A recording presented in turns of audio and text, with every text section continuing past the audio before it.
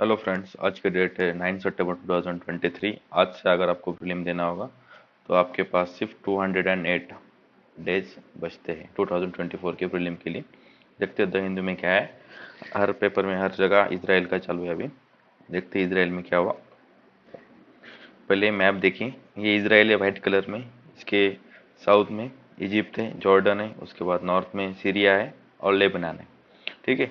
Lebanon के अंदर एक हिजबुल्ला बोल के मिलिट्री ऑर्गेनाइजेशन है जिसको ईरान बैक करता है, और गाजा स्ट्रिप ये है, और यहाँ पे वेस्ट बैंक है। ये दोनों जगह फिलिस्तीन का रूल है। ठीक है। वेस्ट बैंक के अंदर फतह, ये एक पैलेस्टीन लिबरेशन ऑर्गेनाइजेशन के अंदर एक गवर्नमेंट है, वो इसको रूल करती है, फतह। और गाजा स्ट्रिप के यहाँ हमास, हमास बोल के एक मिलिट्री ऑर्गेनाइजेशन है जिसको गाजा पट्टी रूल, वो गाजा पट्टी को रूल करती है। अब ये जो गाजा स्ट्रिप है, ये गाजा स्ट्रिप के चारों तरफ से इसराइल का ब्लॉकेड लगा हुआ है। यहाँ पे जो भी आएगा एक्सपोर्ट इंपोर्ट होगा वो उनके हिस्से होगा। ठीक है। तो अभी रिसेंट डेवलपमेंट क्या हुई, गाजा ने इसराइल के ऊपर, ये जो व्हाइट कलर में दिख रहा है ये इसराइल है, इसके ऊपर 5000 मिसाइल्स दाग दिए। तो इसराइल का जो एंटी मिसाइल सिस्टम है, एयर स्ट्राइक करता है वो, उसका नाम है आयरन डोम। ठीक है। आयरन डोम है। तो उन वो भी इसको रोक नहीं पाया। ठीक है। इसकी इसकी वजह से इसराइल के अंदर बहुत ज़्यादा कैजुअलिटीज हुई। और फिर यहाँ पे जो बॉर्डर है इसको तोड़ के, बुलडोजर से वगैरह इसको तोड़ के वो अंदर आ गए। ठीक है। गाजा की आर्मी 7 जगह पे कॉन्फ्लिक्ट जोन चालू है अभी, इतना याद रखिए। 7 जगह पे अभी कॉन्फ्लिक्ट चालू है। बहुत ज़्यादा हॉस्टेजेस बनाए गए इजरायली पीपल्स को गाजा ने। ठीक है, मतलब हमास ने, जहाँ की वो मिलिट्री ऑर्गेनाइजेशन है उन्होंने। और इसका अभी रिटेलिएशन वॉर चालू है, तो इसराइल ने भी इसके ऊपर वॉर किया है। इसी टाइम पे ये जो लेबनान के अंदर हिजबुल्ला बोल के जो ईरान बैक मिलिट्री ऑर्गेनाइजेशन है, उन्होंने भी यहाँ से अटैक चालू कर दिया है। और इसराइल की सबसे ज़्यादा मिलिट्री ना वेस्ट बैंक के ऊपर है, यहाँ के ऊपर उन्होंने लगा के रखी। उनको लगा ये तो सही कि क्या करेगा, तो इनको मिलिट्री मोबिलाइजेशन में टाइम लगेगा अभी। ठीक है। तो ये जेरूसलम है, यहाँ पे ये इंपॉर्टेंट है। ये जेरूसलम है, यहाँ पे अल अस्का मॉस्क है, अल अस्का मॉस्क। ठीक है। अल अस्का,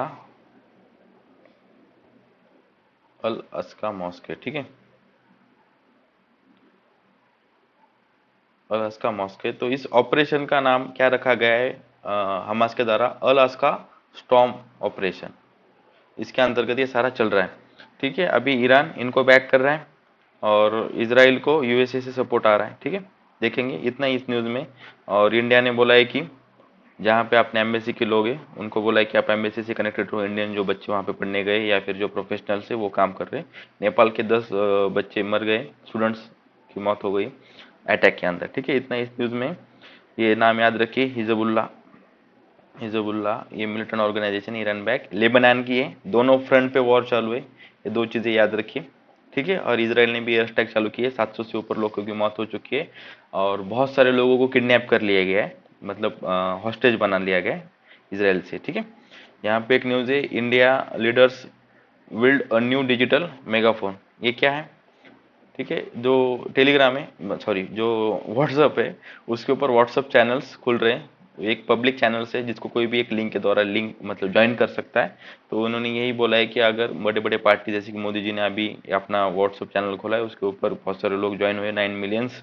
ठीक है। और वहाँ से वो डायरेक्ट उनसे कांटेक्ट कर सकते, बात कर सकते, एक वीडियो कॉन्फ्रेंस कर सकते, डायरेक्ट व्हाट्सअप कॉल के जैसा। यही इन्होंने बोला है। बाकी लीडर लोगों ने भी खोला है इसको। बस इतना ही इंपॉर्टेंट है, बाकी कुछ नहीं इस न्यूज़ में। तो फर्स्ट पेज पे इतना ही है। ठीक है। उसके बाद वो जो इंडिया के एम्बेसी का था उसका थोड़ा एक्सटेंशन है, वो देखेंगे। ठीक है। इंडिया के 900 स्टूडेंट्स वहाँ पे पढ़ाई करते हैं, mainly doctor and post doctor level के लिए। ठीक है। और around 85,000 Israel citizens of Indian origin. ठीक है। Who are Israel passport holders, जो इसराइल के नागरिक हैं, वैसे इंडियन ओरिजिन के 85,000 लोग हैं। ठीक है। Out of which many remained instant personal and professional contact with India, लेकिन उनका अभी भी इंडिया के साथ कॉन्टैक्ट है। इतना याद रखिए। अगर कुछ क्वेश्चन आता है तो ये फैक्ट आपने लिख सकते हो उसके अंदर, मेंस के अंदर। ठीक है। उसके बाद एडिटोरियल में कुछ खास है नहीं बताने को, क्या मैं आपका भी टाइम पास कर दूंगा आधा घंटा बता के, लेकिन कुछ निकल नहीं रहा एडिटोरियल से। और ये वेस्ट एशिया का जियो पॉलिटिक्स ज़्यादा, उनके इंटरनल पॉलिटिक्स पढ़ के कुछ काम का नहीं ना अपना।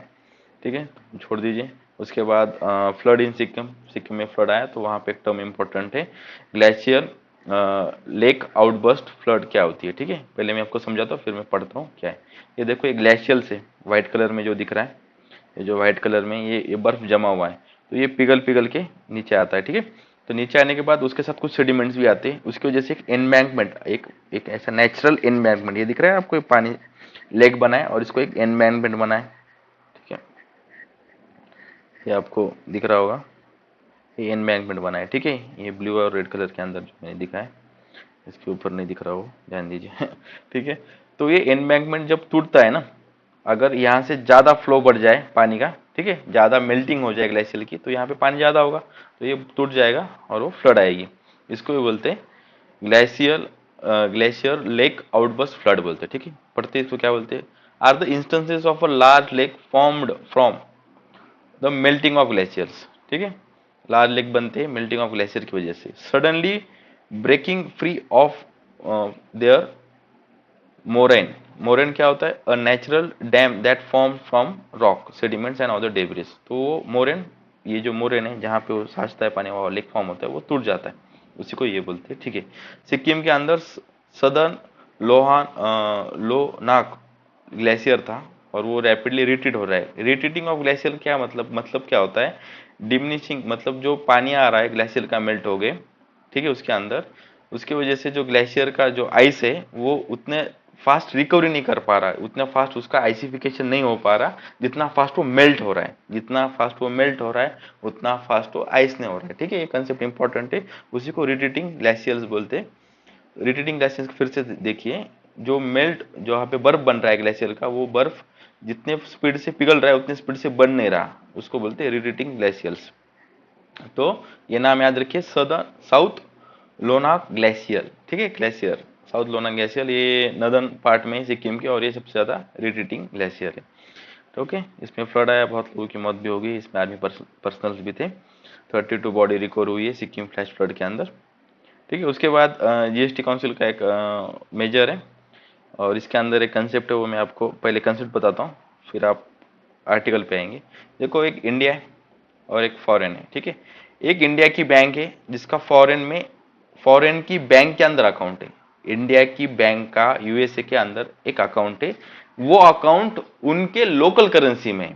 यूएसए के अंदर जो इंडिया की बैंक है उसका अकाउंट जो है यूएसए के अंदर उनके लोकल करेंसी में, डॉलर में, तो उस इंडिया के अकाउंट को नॉस्ट्रो अकाउंट बोलेंगे। मैं फिर से एक बार बोलूंगा, इंडिया का एक बैंक है जिसका अकाउंट फॉरेन के अंदर है। ठीक है, इंडिया का आरबीआई का समझो एसबीआई का अकाउंट है, वो यूनाइटेड स्टेट्स ऑफ अमेरिका के बैंक के अंदर है, उनके बैंक के अंदर, और वो उनके लोकल करेंसी वैसे डॉलर के अंदर है, तो उस इंडियन अकाउंट को क्या बोलेंगे, नास्ट्रो अकाउंट।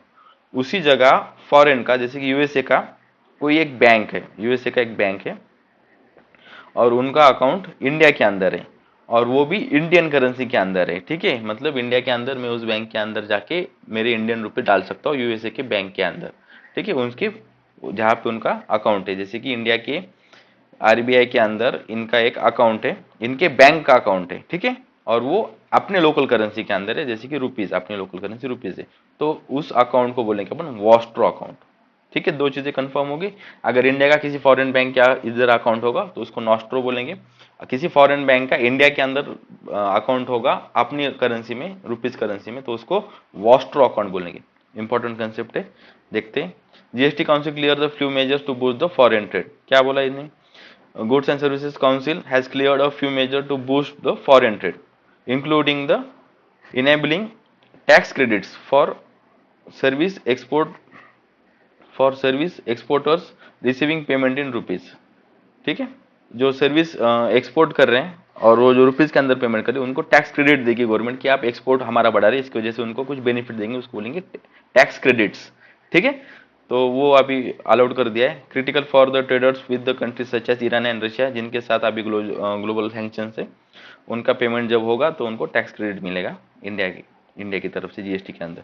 ठीक है, government has been pushing for the rupee based trade arrangement with the several countries, ये इंपॉर्टेंट है।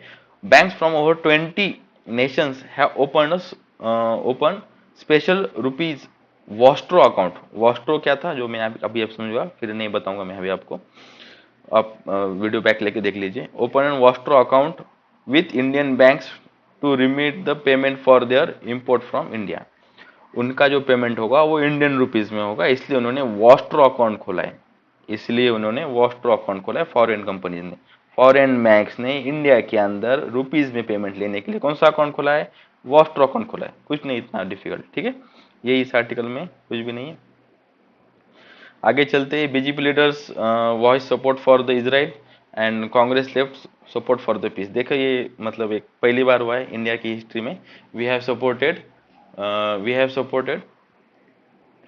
पैलेस्टीन, पहले मतलब जो पैलेस्टीन के अंदर जो हमास है उनको अपन पहली बार एक मिलिट्री टेररिस्ट ऑर्गेनाइजेशन बोला है, और वी ओपनली सपोर्टेड इजराइल। ठीक है, इसके पहले की गवर्नमेंट इसराइल को सपोर्ट नहीं करती थी, हमास को करती थी। और जो लेफ्ट गवर्नमेंट, लेफ्टिस्ट जो पार्टीज है, कांग्रेस को लेफ्टिस्ट नहीं सेंट्रल बोलते हैं कांग्रेस को, लेकिन बहुत ज़्यादा जो लेफ्टिस्ट पार्टीज है वो भी इसको सपोर्ट करती है। तो पहली बार इंडियन हिस्ट्री में अपने प्राइम मिनिस्टर ने हमास जो रूल करती है उनको डायरेक्ट टेररिस्ट ऑर्गेनाइजेशन बोला है, और वो सही भी है क्योंकि उन्होंने सिविलियंस को टारगेट कर रहे हो इसराइल के अंदर। ठीक है, बाकी कुछ नहीं। उसके बाद यहाँ पे एक स्टडी की कंडक्ट की गई एशियाटिक वाइल्ड डॉग, जिसको ढोल बोलते, DHOL ढोल।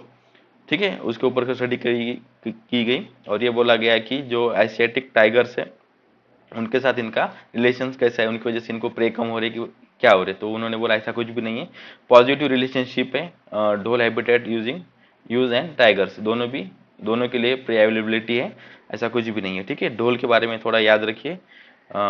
ढोल इज जो IUCN के international union for conservation of nature list के अंदर ये एंडेंजर्ड बोल के कैटेगराइज्ड है। ठीक है, इतना ही इंपॉर्टेंट है। और मानस नेशनल पार्क आसाम के जरिए इनकी स्टडी की गई, और ये बोला गया है कि यहाँ पे टर्म यूज की गई है, देखिए, do the dolls segregate themselves from their sympathetics, यहाँ पे स्पेलिंग मिस्टेक है। ठीक है, तो सिम्प्रैटिक्स का मतलब क्या होता है ये देखिए, refers to the animals plant species population and the populations within the same and overlapping geographical area. एक जियोग्राफिकल एरिया के अंदर डिफरेंट एनिमल प्लांट स्पीसीज का को एग्जिस्टेंस को ही बोलते हैं सिम्प्रैटिक। ठीक है, ये इतना ही था। उसके बाद यही बाइडन, मैंने अभी बोला US ने वॉर प्लेन्स भेजे इसराइल के पास, और उनको एम्यूनेशंस मतलब हथियार वगैरह वो भी भेज रहे। और ईरान ने सपोर्ट किया है पैलेस्टीन का सेल्फ डिफेंस बोल रही है, उनका अटैक नहीं बोल रहे, उनको सेल्फ डिफेंस बोल रहे, पैलेस्टीन का सेल्फ डिफेंस के लिए वी आर सपोर्टिंग। ठीक है, इतना ही है आज का। अगर आपको PDF चाहिए होगा तो you can take it from this Telegram channel. ठीक है, Swag UPSC only, you can search it on Telegram and you will get the PDF. Thank you.